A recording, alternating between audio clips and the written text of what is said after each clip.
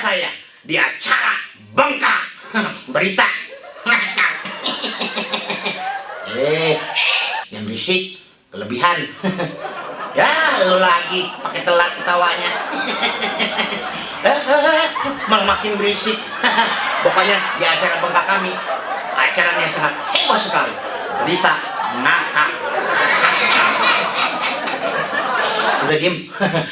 Oke, untuk itu saya akan lanjutkan dengan berita yang pertama.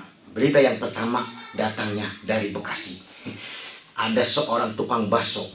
Itu orangnya sangat tega sekali. Coba bayangin, bisa kebayang gak sama kamu? Dia tega memotong baksonya sendiri. Wah, gimana saya coba dengan memotong baksonya sendiri? Aduh.